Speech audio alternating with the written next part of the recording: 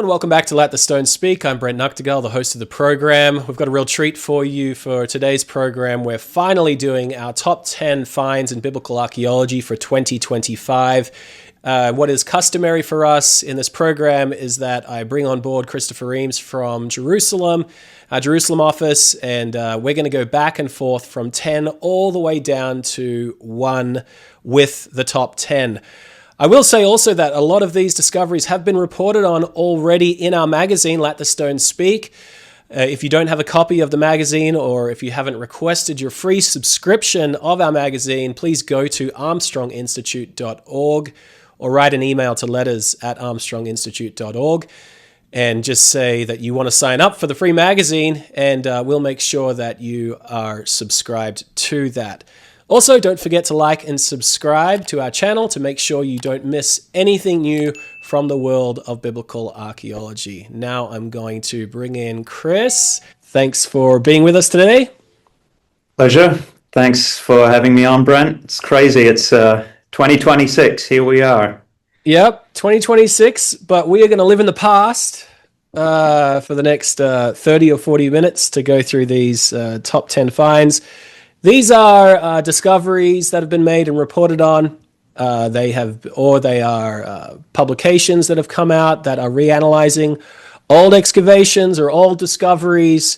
Anything that has surfaced and is new or bringing new information to the world of biblical archaeology could be classified in our top 10 for 2025. So we're going to go kind of me, the new, the me, the new, the me, the new, all the way through the top 10. And if people want to jump ahead, they can look down below and see what's coming up. We won't hold you in suspense too much if you want to jump down further down the list. Okay, so no further ado, we're going to jump to top 10, and you'll be taking this, Chris. All right, so this one is the discovery of a fortress in the northern Sinai. I want to start out with a Bible verse, actually. So a passage of scripture in the book of Exodus, chapter 13, verse 18 says that when the Israelites were leaving Egypt, God led the people about through the way of the wilderness of the Red Sea. This is a more southern route, rather than the most direct route out of Egypt and into the land of Canaan. So why was this the case? The prior verse explains that God led them not through the way of the land of the Philistines, although that was near, for God said, lest peradventure the people repent when they see war and they return to Egypt. So that's what the Bible says. Archaeology gives an interesting corroborative picture. We know that the northern route, which was alternately called the way of the land of the Philistines or the ways of Horus, this was a strongly fortified military route that led up into Canaan. There were several Egyptian fortresses along this route, and this year the discovery of another one was announced at Tel el-Haruba. So this one has been called, I believe, something like the biggest Egyptian fortress to the east that has so far been discovered, the biggest defensive fortress. The area of this fortress is 8,000 square meters. Roughly, that's, I think, 85,000 square feet. Over 100, there was a wall that was found, the southern wall, which extended for a length of over 100 meters. It supported 11 towers on it. Huge, big fortress along this northern route. So you can get a good kind of picture of like illustrating what the biblical account is saying, that this is a direction in which you will see war if you take this route. God says he doesn't want the Israelites to see war. He'll take them instead through this southern route, lest peradventure they try and return back into Egypt. So this now becomes one of 11 known fortresses that continue along this route up into the land of Canaan. Really impressive fortress. Its construction is dated to around 1500 BCE. We're talking about the time of King Thutmose I, probably, so a little bit before then. roughly 3,500 years ago. So most likely it was built during the time of Thutmose the first. This is based on some foundation deposits that were found there. Now, if you take the Exodus position that I do, I'm an early Exodus proponent. This puts the Exodus around the 15th century BCE. So this puts the construction of this fortress just before then. And so this would make sense with the Israelites leaving about a century later. They would be passing through this area with this fully operational, fully functional fortress at this time period. Great. Thank you. We're going to go to number 9 now. That's me. We'll be talking about King Josiah's last stand at Megiddo, at least evidence of it, an Egyptian presence at Megiddo. People will recall that during the time of Jeremiah the prophet, the very start of his work, King Josiah was in charge in Judah. The northern tribes of Israel had already gone into captivity. And this was a window of time where the Assyrian Empire was lacking strength. The rise of the Babylonians was coming into play, producing kind of this vacuum where Josiah could extend his territory, as the Bible brings out, into the territory that formerly belonged to the Israelites. And that's where Megiddo is located. And at this site, Megiddo, they finally did excavations that revealed a really unknown period of the tell in the late 7th century. There's 26 occupation layers there at Megiddo. So you've got dates from the past 5 millennia there. It's incredible what they've found there. But nothing was found until these excavations in the past decade, and then reported just recently in the Scandinavian Journal about a discovery of a stratum and a building in Area X, as they call it, of the tell that dates this time period of Josiah. And what it shows, and what was surprising, was that they found pottery, really mundane and boring pottery that wouldn't necessarily have been imported, but this pottery was native to the Nile region. So Egyptian pottery was found at Megiddo in the late 7th century. And if you remember your biblical chronology and history, this is exactly the same time that Josiah is traveling all the way up to Megiddo to block off the path of the Egyptian army under Pharaoh Necho as he's going up to assist the Assyrians against the Babylonians. And Josiah says, don't pass through here, or whatever. Like Pharaoh Necho says, don't interfere. My fight's not with you. Josiah does. And he ends up being shot with an arrow, returning back to Jerusalem, and then dying. And this is a battle that takes place in the area of Megiddo. And now we have evidence that we have the Egyptian, potentially even Egyptian garrison, or Egyptians that were stationed there for a certain amount of time, indicating that this matches up really well with this very important event in Judah's history. Of course, after Josiah's death, that's when you had the Book of Lamentations being written, at least its initial draft, let's say, by Jeremiah the prophet, and then we knew that Judah was kind of on its way out, and it would eventually fall to the Babylonians. So I think in terms of Egyptian pottery, this is really rare. If you take all the evidence from other Levantine cities, or the cities from Phoenicia down to Judah, during this period, there's very few shards of Egyptian pottery, and they found 3 times the amount that's found anywhere else at this precise time when the Bible says Egypt should be present at this site. So pretty dramatic. They even found in this same building some Judean ware as well, made out of matzah clay, which is from the Jerusalem region, indicating again that there was some potential influence of Judah so far in the north. So Josiah's last stand, evidence of that at Megiddo, is our number 9. Now back to you for number 8. All right, number 8, we have the discovery of shipwreck cargoes from Dor, the area of Dor, Tel Dor. This is a port site along Israel's coast. So if you imagine the coast of Israel, you have Haifa toward the north, Tel Aviv toward the south, and Dor right in the center.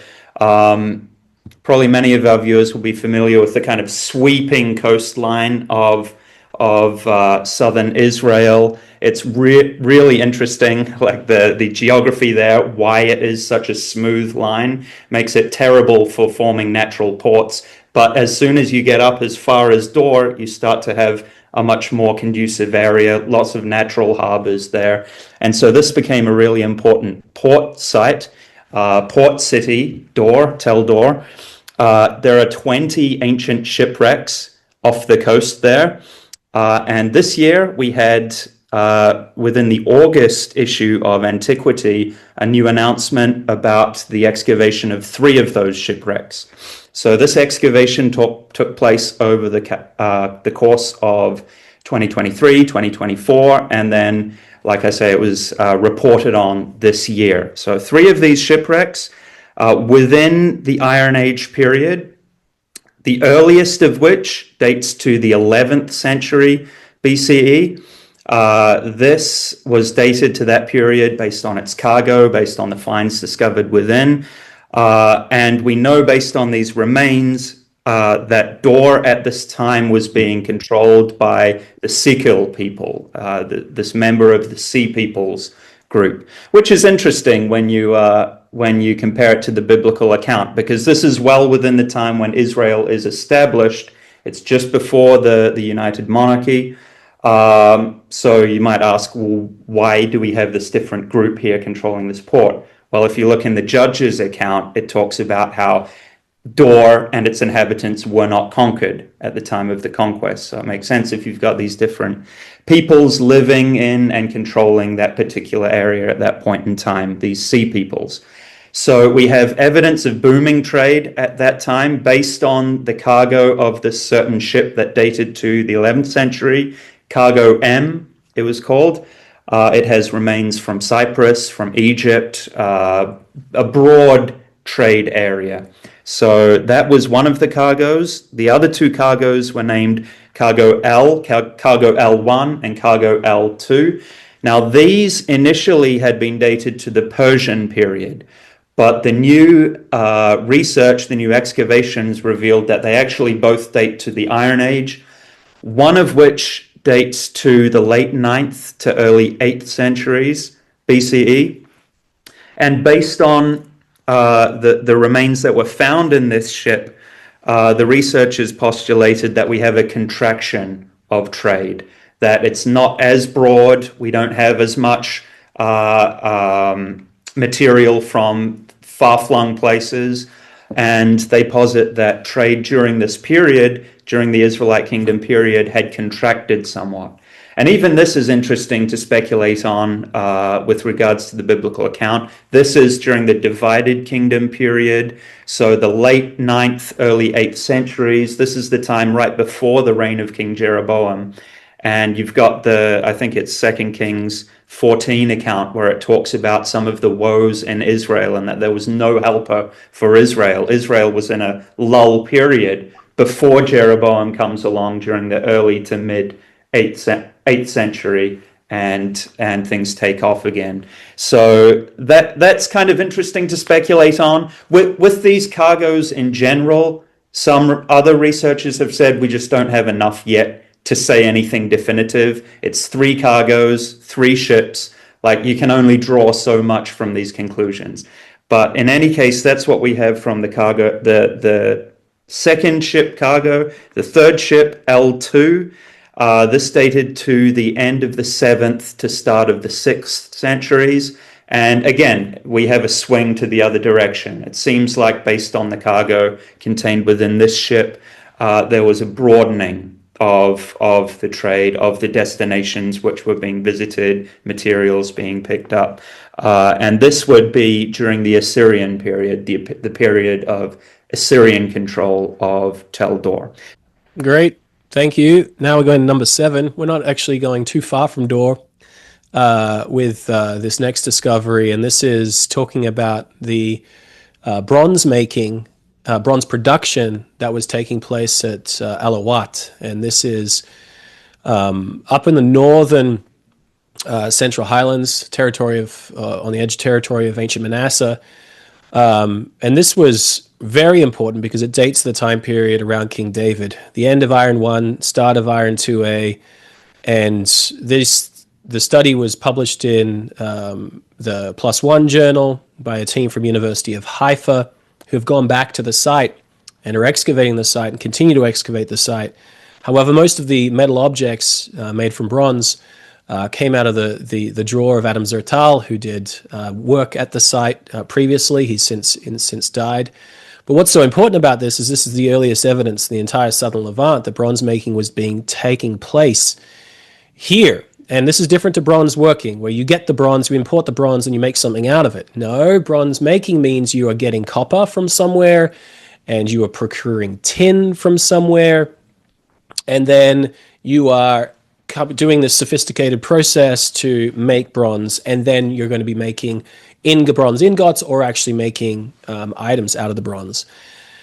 And so just incredible, because this matches up perfectly with the time period of King David and his control over the region. I think what's also interesting is the fact that it's the evidence of where the copper came from. They were able to determine, the team, that the copper came from two sites. They came from the Fainan region in the direct south of the Dead Sea over in Edomite territory. And then it also came from Timnah, which is over 100 kilometers further south. They came from both of those sites. And only starting in the very early 10th century do you have both of these sites working together. Evidence of incremental change that paralleled at both sites was found by Erez ben Yosef in Timnah, combining with the excavations at Kibbutz and Nahas, the biggest mining facility in Fainan. And they've shown there was a huge change where both of these, before this 10th century came along, both sites were operating with copper production, but they were both operating separately. They didn't share technology. 10th century comes around, boom, they're starting to share technology, indicating a single polity, one group of people over them. And then it is that copper then that winds up in this rinky-dink town, if I can call it that, not necessarily a very important, as we would see it, town. The copper's there, and then they're getting tin, and they're going to be producing bronze from this location. Where they get the tin from, still up for debate, but the best candidate so far is they're getting it all the way from the British Isles, from the area of Cornwall. We have evidence of ingots being found in shipwrecks off the coast of Haifa, just north of Dor, from an earlier period in this, and that was traced all the way back to Cornwall, the tin mines at Cornwall. And so this speaks to it doesn't just speak to, hey, they knew how to do this, but also they knew how to procure both of these items from far distances across the Mediterranean. And it matches up archaeologically the time period around King David. Now, the researchers from Haifa University are a little more hesitant to say that it relates to the United Monarchy and the work of King David. Erez ben Yosef, who excavated Timnah and who works at the University of Tel Aviv University, he was far more firm with indicating that this is just another sign that points to the power from King David's time and the United Monarchy in Israel. So, number 7, we're calling it Davidic bronze at el-Ahwat. All right, number 6. This was the discovery of a New Kingdom period tomb in Egypt. So this is the tomb of Thutmose II.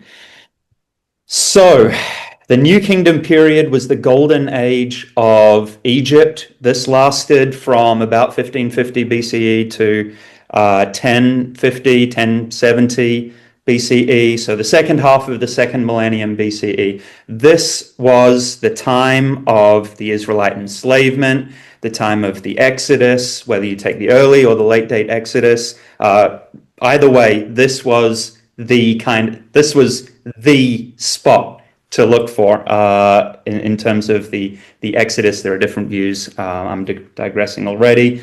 But as far as the pharaohs of this period go, there are very few left to find, or tombs left to find. Probably the most famous tomb discovery was in the 1920s of Tutankhamun.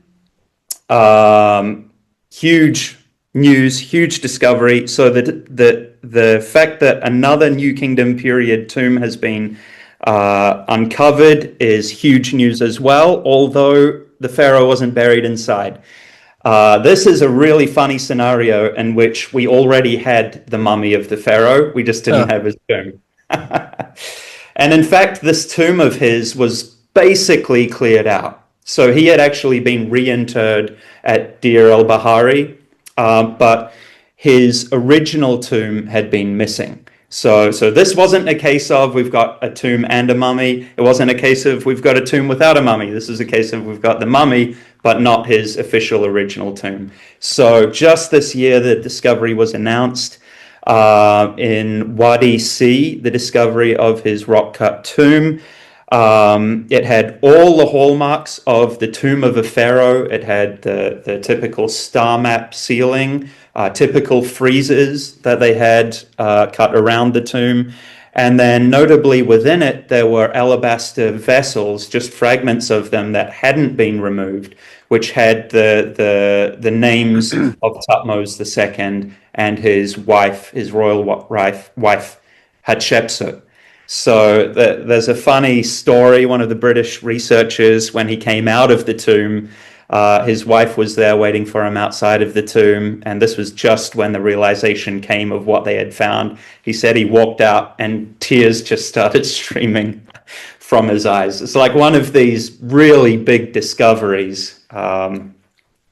And so what we have here is the tomb of Thutmose II. The reason why it had been cleared out and he had been reburied elsewhere was initially thought to be to protect it from robbers, to protect from grave robbery. It seems like now that this original tomb actually was being flooded very early on after its construction. So Thutmose II, his body was reinterred elsewhere. Soon after, like very soon after he had been buried, there was a waterfall in the area, evidently, so this tomb was going to fall apart due to flooding. So it's a broadly empty tomb, but it's a tomb of a New Kingdom period pharaoh as well. And I have to mention a little bit of where I see this in the Exodus account. So with the typical early Exodus reconstruction here, these models have Hatshepsut as the pharaoh's daughter of Exodus 2. And so Thutmose II, he would be the pharaoh husband of the pharaoh's daughter we read about in the Bible. Some people also have him as the pharaoh under whom Moses was born and set adrift. Personally, I think that was Thutmose I. In any case, that we're right in the ballpark here, right in that Exodus 2 period in which you have these events being described, which I think you have the best fit of these events being described, with Thutmose II, Hatshepsut as his royal wife, the pharaoh's daughter, and then Moses coming on the scene. So from that standpoint, from an early Exodus position, this is a really significant pharaoh and a really significant find, no matter how you slice it. Great. Thank you. We're going to head back to the late 7th, early 6th century BCE, talking about Josiah's time with this next discovery. This was made by the Temple Mount sifting project, where they are going through the dumps that from the Temple Mount that were legally dumped there in the 90s. They're still working through all of that, and they discovered a seal impression belonging to one Yediah, son of Asiyahu. And this name might not be too familiar to everybody, as it wasn't when most of these sealings are discovered. Either it's a really famous biblical personality, or it brings you back to the Bible and there's a frantic search to see if these names are used in the text. And this one was at least the last name of this individual. So Based on the writing style of it, it would be dated to the late 7th, early 6th century BCE, around the time of King Josiah. And this was used not to seal a document, but maybe a bag or a sack or the top of a vessel that was covered with a bag or something like that. And it has the first and last name of some official. And so we have lots of these that have been found throughout excavations in Jerusalem. Famous biblical personalities, Hezekiah, Isaiah, people mentioned in the book of Jeremiah, many of them, and even during Josiah, people from Josiah's time as well. So this one fits into that same period. Now, it's very hard to be definitive. Is this person from the Bible? We do have somebody with this last name.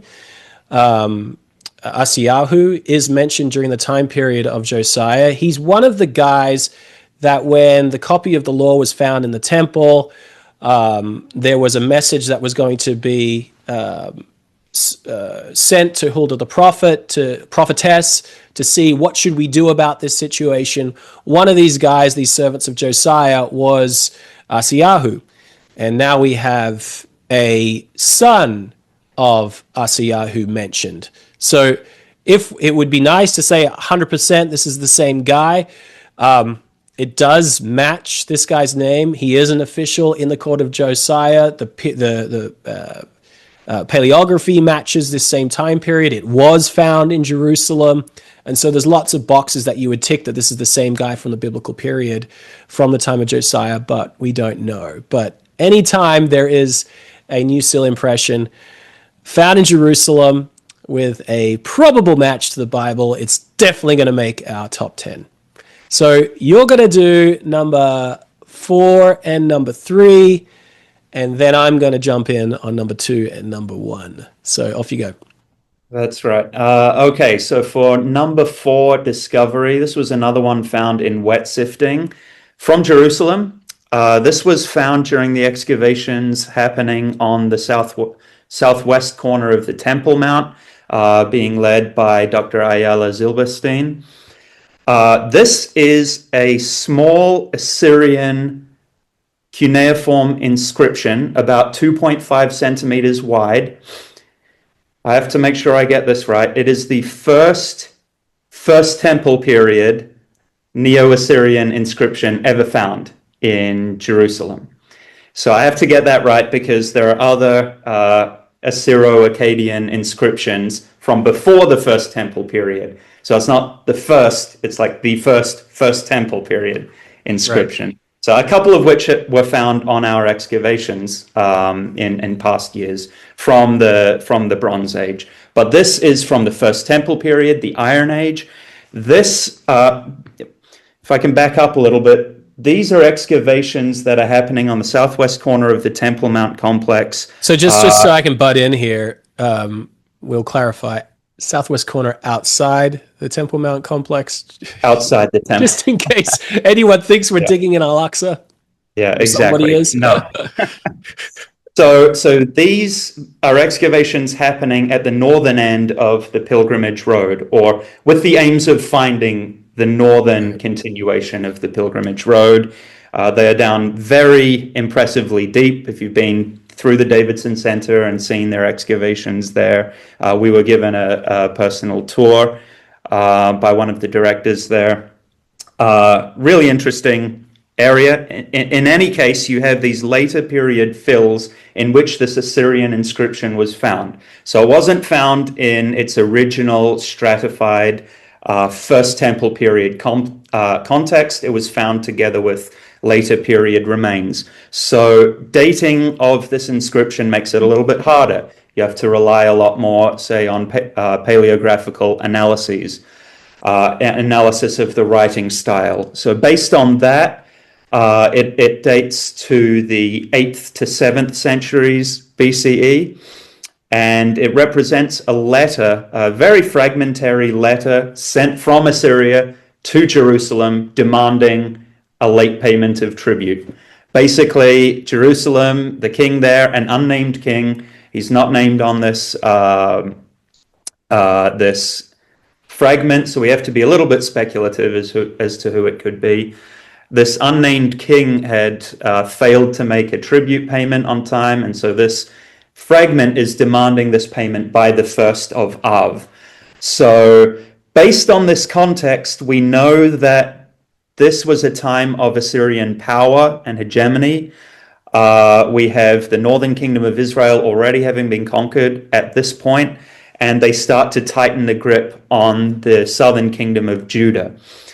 So at the end of the 8th century, you have the time of King Hezekiah, and you have his famous refusal to pay tribute to the kings of Assyria in 2 Kings 18. So there's a really good possibility, I think, and this is what the researchers posit.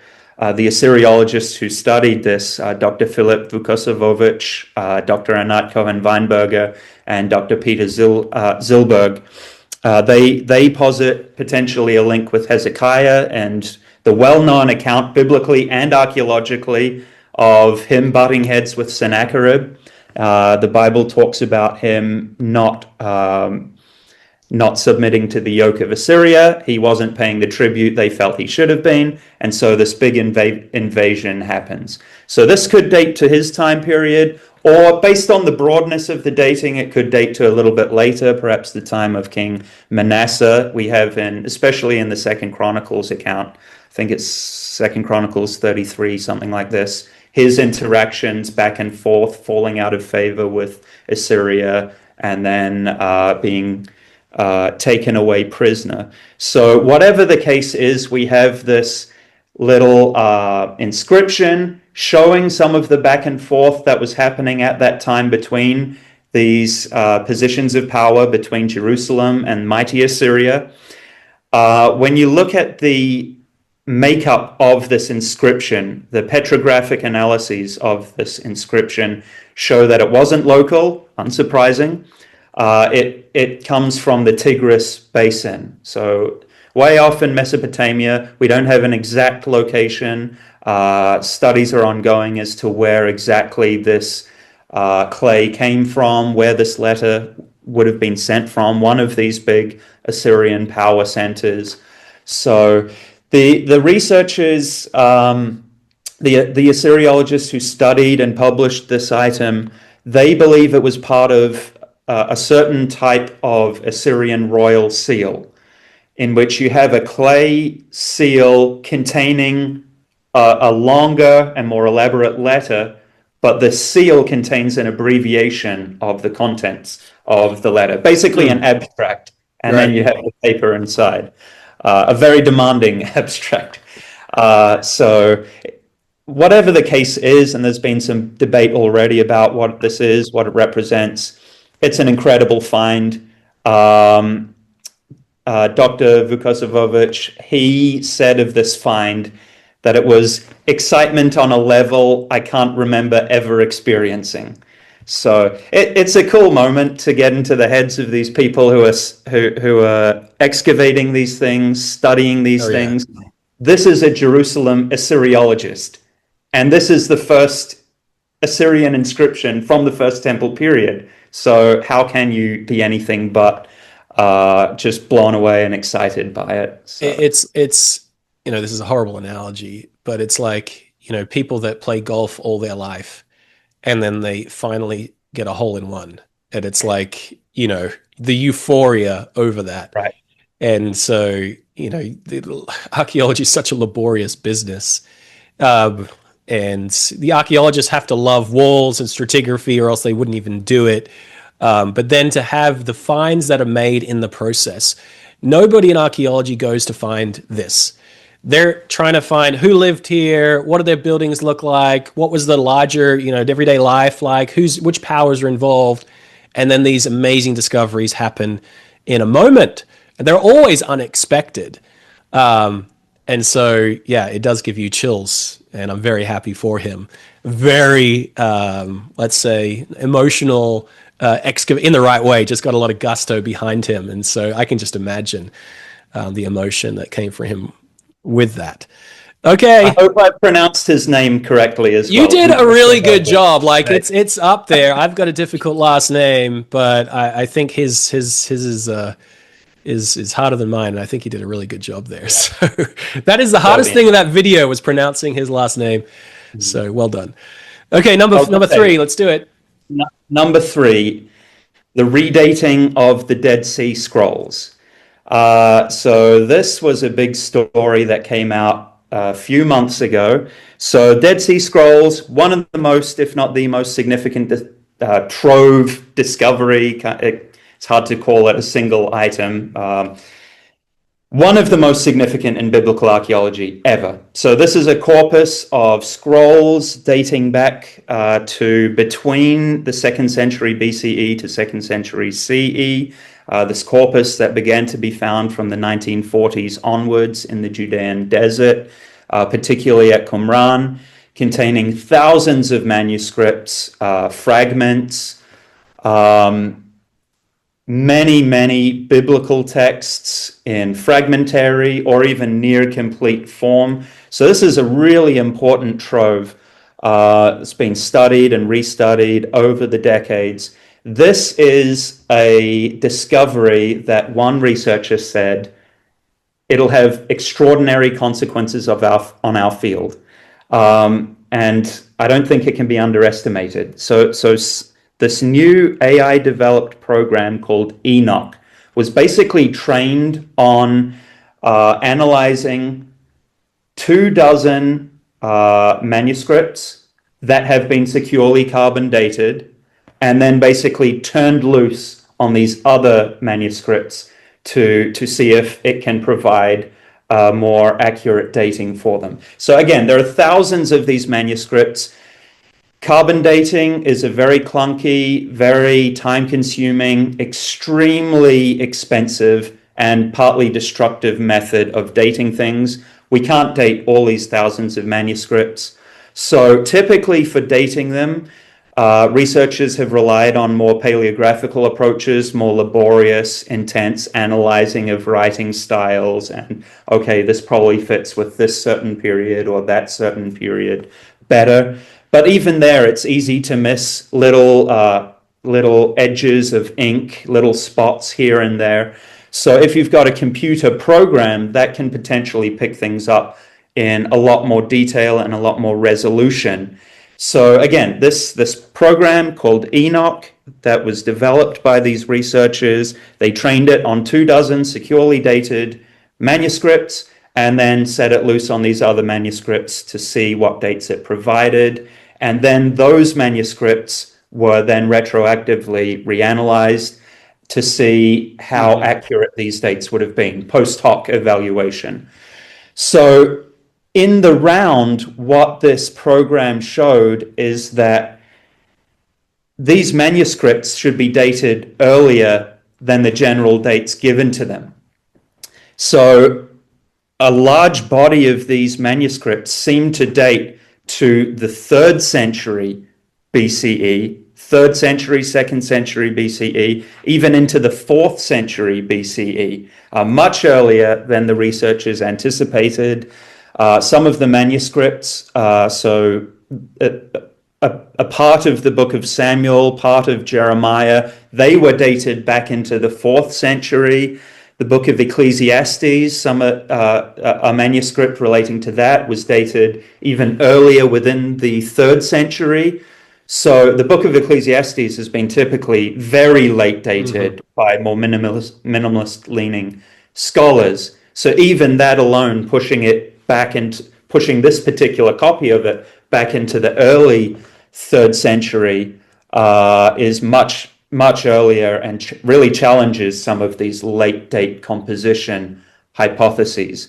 Now, the most notable manuscript that has come out of all of this, the dating for it, is 4Q114.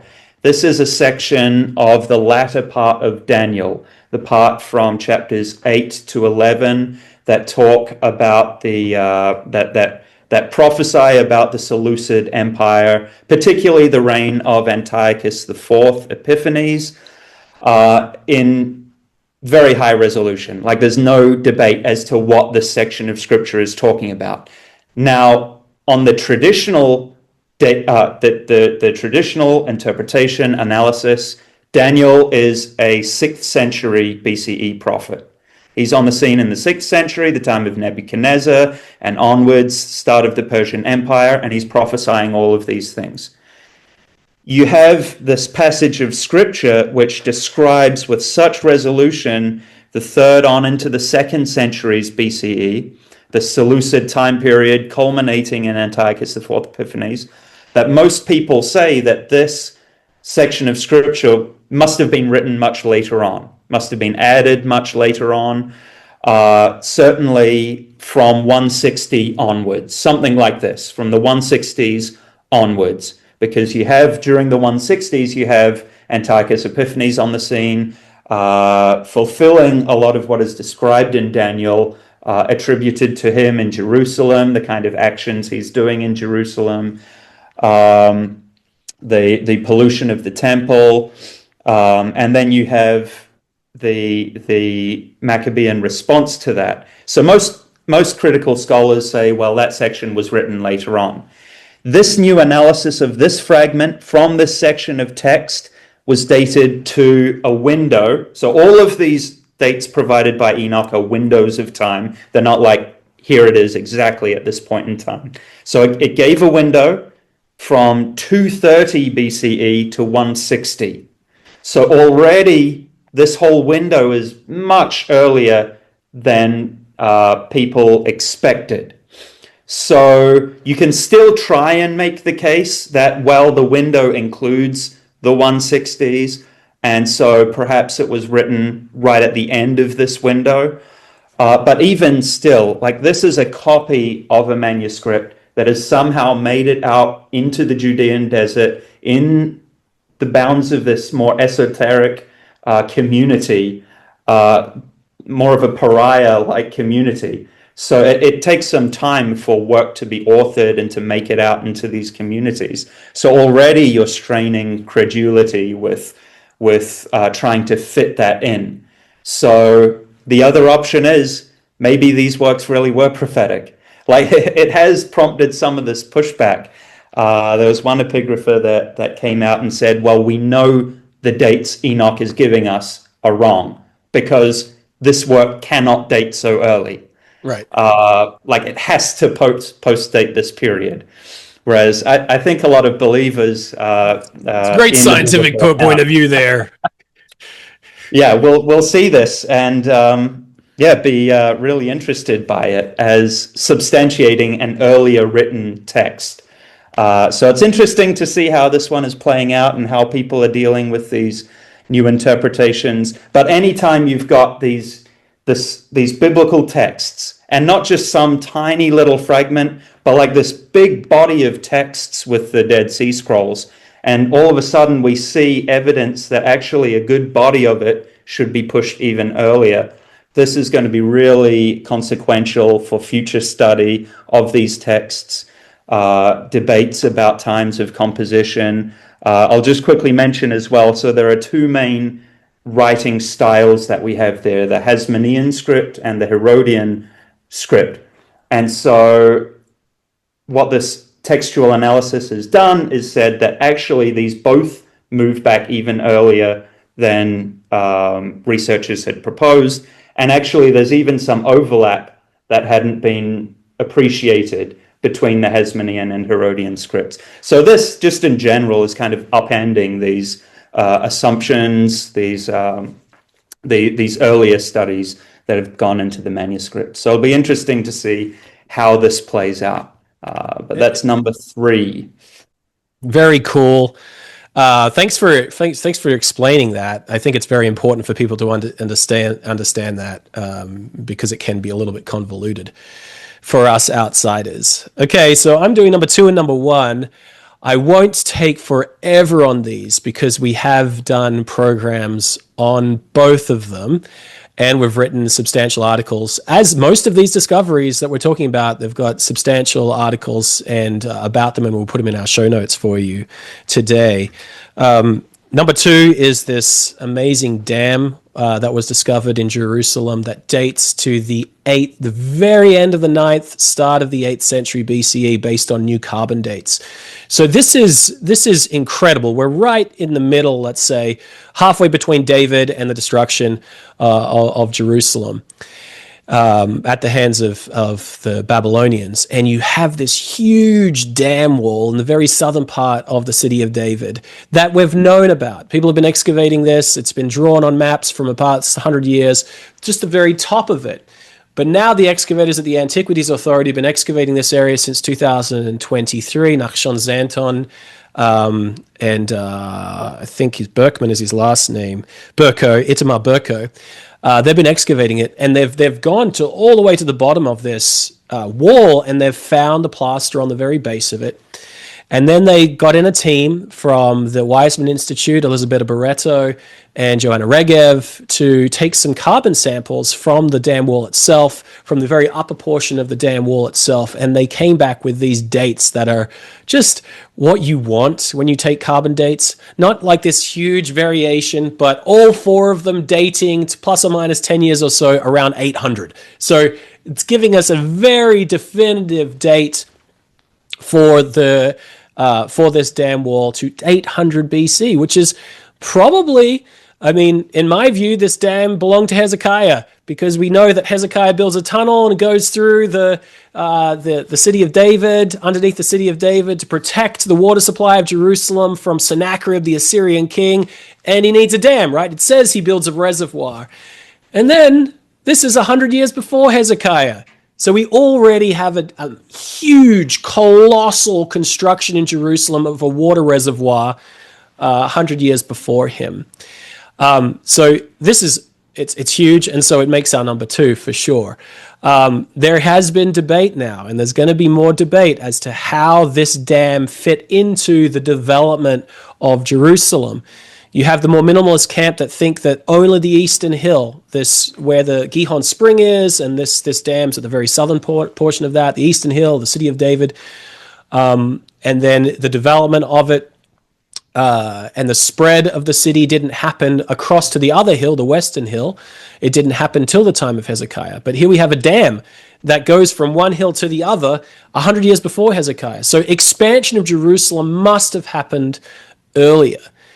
Now, once you dig a little bit deeper into this dam, and this is what Nachshon Zanton has done, as to what is this, the name of this reservoir in historical documents, there's a couple of different thoughts out there that this could be the Siloam Pool, mentioned in John 9 and other places from the time of Jesus, so 2,000 years ago, or it could be Solomon's Pool, that is written by Josephus from around the same time period, and that the Siloam Pool is somewhere else. And so you have a series of archaeologists now coming up with different ideas of what was this pool during the time 2,000 years ago. Well, hang on a second, it dates at least 800 years before then. And so what we've done is, with our article, is put a plausible case that, the dating of this to 800 BC is very important, but the samples are taken at the very top, and so perhaps this was an even earlier dam that was that actually comes from the time period of Solomon, and then it was reused. Now, we don't have 100% knock it out of the park proof. For this dating, you would have to rip out the whole dam wall, or at least take a big trench right down the middle of it and get some samples from the very base of the dam wall to see when it was first constructed. However, it's the dam itself is connected to a canal that goes from the city of David along the eastern side of the city, and it empties into this. And that the very starting of this canal has been dated by some as early as the Middle Bronze Age, others dating it to the time period of the United Monarchy, to the time period of Solomon. We've had initial researchers of Jerusalem talk about this canal definitely dating to a peaceful period during the time of Solomon. Like, they're so definitive about this. And then it eventually flows down into a pool called, most likely, Solomon's Pool. Now, the name Solomon's Pool comes from 1,000 years after Solomon. So we have to read in a little to that. However, I think there's a good case that we have that this pool could date all the way back to his time. We have other biblical evidence from the book of Ecclesiastes that talks about Solomon building pools, building reservoirs. We also have the famous King's Garden that Solomon's writing about in the Song of Songs, which in the same issue, we have your article summarizing Gabriel Barkai's work to show that the Song of Songs is a 10th century production. And so if he's writing about pools that he built, where are those pools from the 10th century? Well, this could be one of them. So this one, in its own right, to date this massive reservoir to 100 years before Hezekiah is incredible. And well done to the teams from the IAA and the Wiseman Institute for bringing this new information to us. But I think the jury is still out as to when its original construction might have taken place. Any comments from you? Just there nodding. I think that makes a lot of sense, though, about an earlier phase. Like in our recent excavations, we've been working through all these different waterworks from the Herodian time period. So, okay, we're talking later, but there's nothing new under the sun. And so with these waterworks, you've got these multiple phases, like even compressed within a short space of time. You've got replastering, right, relayering, replastering, relayering, and then they fall out of use, and that just within a short space of time. So it would seem prodigious to me to have this huge dam built and finished and everything done at a singular point in time, and then nothing else happened to it until however much later. It seems like there would logically be earlier phases that eventually resulted in it being what we see to this day. So people can look up that and read it and come to their own opinion on that. But regardless, it's still an amazing discovery of this huge reservoir. Now, number one, this is our number one.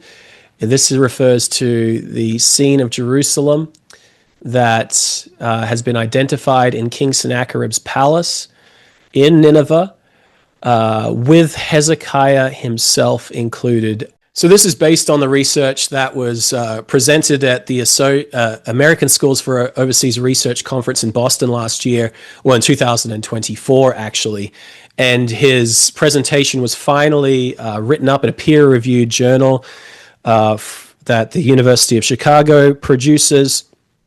And what is so amazing, and we'll leave show notes, links to these in the show notes of it. And what Stephen Compton does is he brings to bear research over the past 170 years when Nineveh was actually first excavated, and several archaeologists have gone back there and drawn the walls, photographed the walls, and come to try and discern what is on these massive wall reliefs.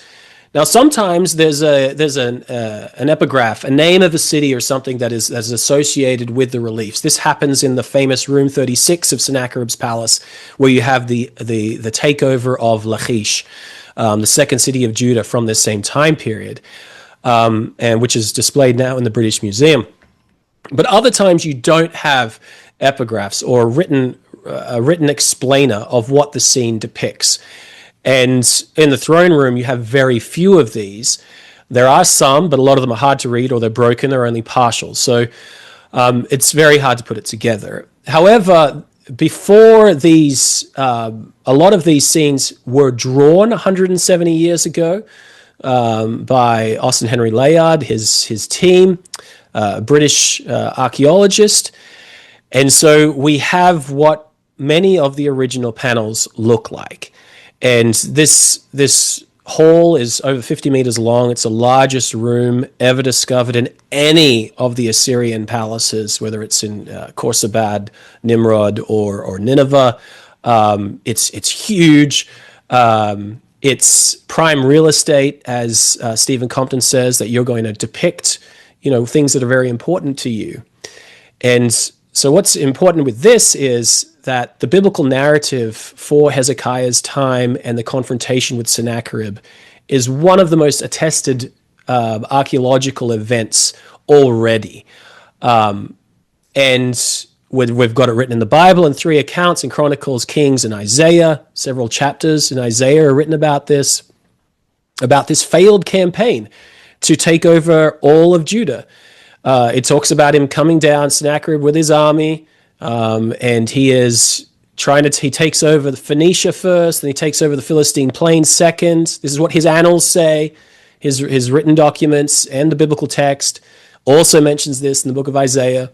And then he finally sets his sight on Judah, and he takes over 46 walled cities, but he can't take Jerusalem. And there's this miraculous event where 185,000 Assyrian soldiers are put to death in the middle of the night, and Hezekiah survives, and Judah survives. Basically, Jerusalem survives.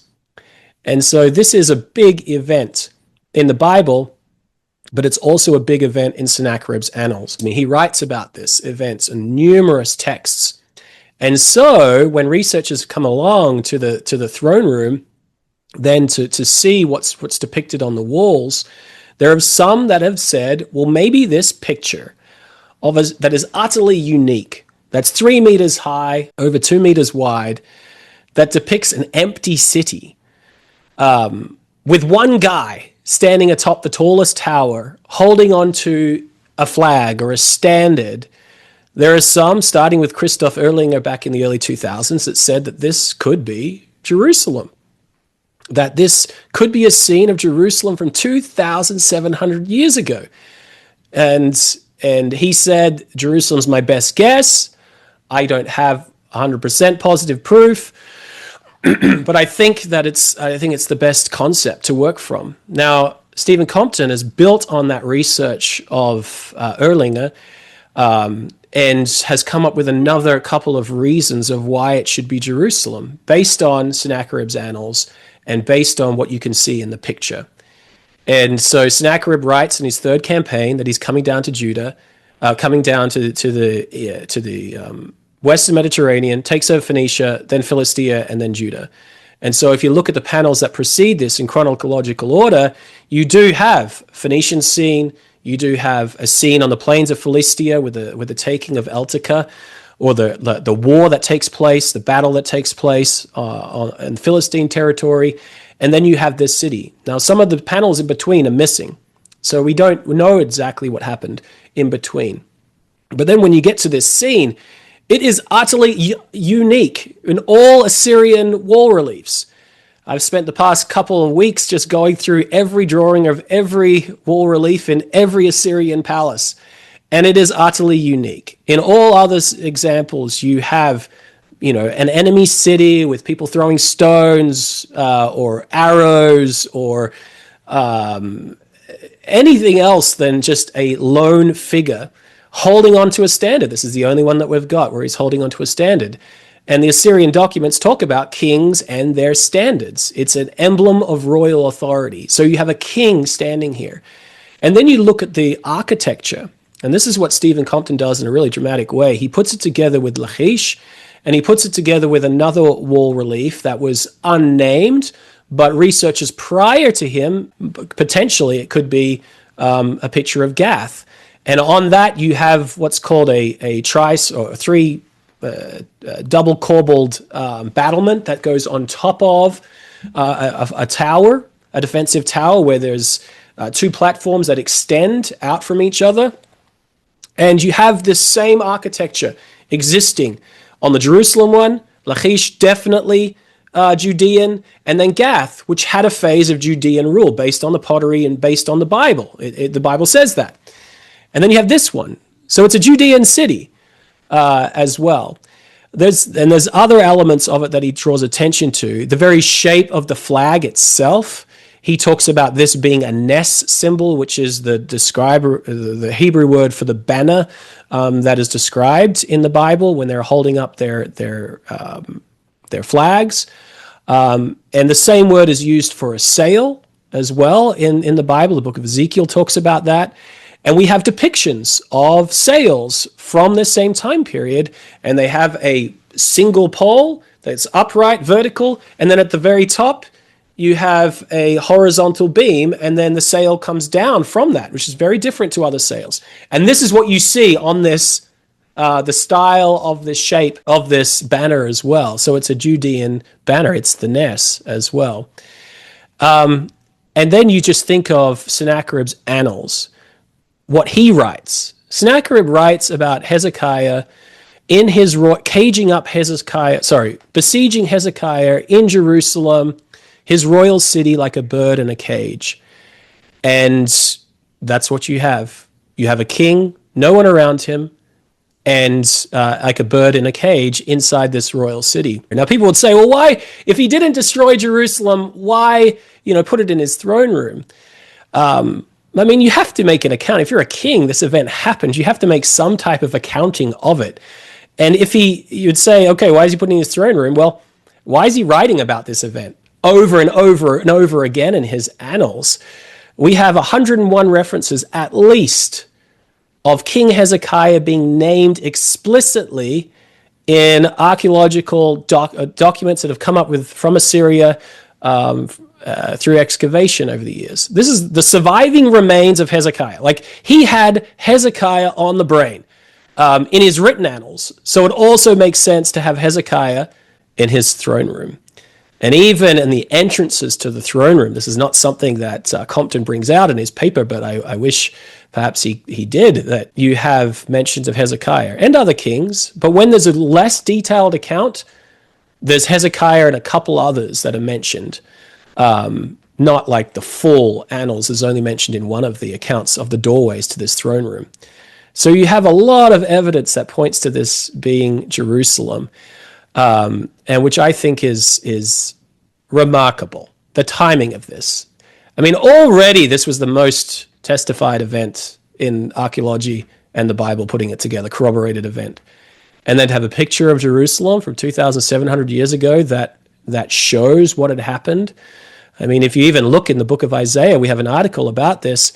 It talks about how that Sennacherib, or that Hezekiah was going to, or that Isaiah the prophet is warning him, don't go and trust the Egyptians. We know archaeologically, based on epigraphic evidence, you've written an article about this, that there's a heavy Egyptian influence here in Judah at this same time period. And Isaiah says, don't go to Egypt, don't trust in them. If you do trust in them, it's basically going to end up that you're going to be standing on the top of a hill, holding on to a Ness, holding on to a standard. And that's this picture as well. So I think it's there's not many people have reported on this yet. It's only just breaking right now over the past 2 weeks. So I hope there's some chatter about it. Because if somebody wants to get a visual depiction of Jerusalem from this time period, we can have it. I mean, the next picture of Jerusalem comes from the Byzantine period, the Megiddo map. People pore over that to try and get insights as to what Jerusalem looked like in the Byzantine period. And here we have an image of Jerusalem from the time of the biblical kings. Certainly, I think this warrants a number one for us. If I can add, I think it is hard to overstate the importance of this, the significance of it. It's really an incredible discovery when you can actually picture something, when you have a pictorial display of something like this, for it to be the earliest picture of Jerusalem ever, for it to be a picture of a king. I think, as you said, some have posited this in the past already as Jerusalem, notably Erlinger in the year 2000 and in 2003 in a book. But from what I gather, that was more of a tentative association. And the way Compton has come at this, initially, he wasn't even looking for Jerusalem. Like, the way he got to this route is really interesting. And in my mind, it proves that this is Jerusalem as much as you can prove it to be Jerusalem. So rather than it being, well, maybe it is, maybe it isn't, I think this really is the cherry on top. And Compton himself mentions that he stands on the shoulders of giants like Erlinger in making these associations.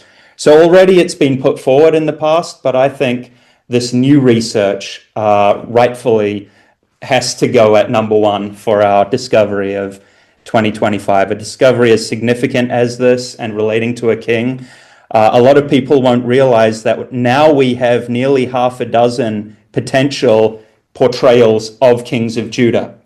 So this, on the basis of this being Hezekiah, this would go along then with the black obelisk portraying King Jehu. This would go with the Esarhaddon stela, which almost certainly, I believe, portrays Manasseh with the hooks in his face. You have a portrayal of King Jehoash from Kuntalat Ajrud on some plaster remains. So that has been identified as possibly being King Jehoash. And then you've got the little head discovery from Abul Bet Macha, which is possibly King Ahab, or perhaps a surrounding regional king. So not only can you read about these things, you can see them. Right. Like, you can see Jerusalem, you can see these kings. So I think it's a really astounding discovery. It needs to be talked about more, I think. I think we'll talk about it more as well. I mean, there's been a little bit of pushback from a couple online, and I think we're going to address some of these issues. One's positing that it's Ekron, which even Erlinger kind of puts to the side, say it can't be Ekron. It doesn't match the reliefs, it doesn't match the annals. The geography is different in this. You can see it's a mountainous region. Ekron isn't on a mountainous region. As well, we have a depiction of Ekron from 10 years earlier from Khorsabad, I believe it is, from Sargon II. The city looks totally different to the depiction here. But definitely, when you're making a bold claim, there are people that are going to be like, well, is it really? How sure can we be? And I love that. I mean, you've got to, because there've been so many discoveries that have come out in the past, even in the realm of biblical archaeology sometimes, where we think it's this, we think it's this. And then, maybe over time that this happens rarely, but maybe that first designation might change a little bit based on more evidence. And so if people come to it with a slightly skeptical mind, definitely those issues need to be addressed and talked about. But then you also just have to look at the overwhelming weight of evidence and not be blinded to it not being Jerusalem or not being what the Bible says because of another preconceived bias in there. So fascinating discovery. That's our whole top 10. This took us so much longer than we anticipated, but people can't fault us for liking what we do. I mean, you want to have the physiologists being great at loving it. You want to have sports stars loving their sport. You want to have archaeologists loving archaeology, and scientists loving their specific field. And then hopefully people can kind of live off that passion as well. So that's our top 10. Show notes are down below. Don't forget to subscribe to our magazine, where you would have read about a lot of these discoveries already. It's absolutely free. Thanks very much, Chris, for working a long day there in Jerusalem and going ahead and taking your time with me. Pleasure as always. We look forward to what this year will bring. Yep. Time will tell. Have a good day. You too.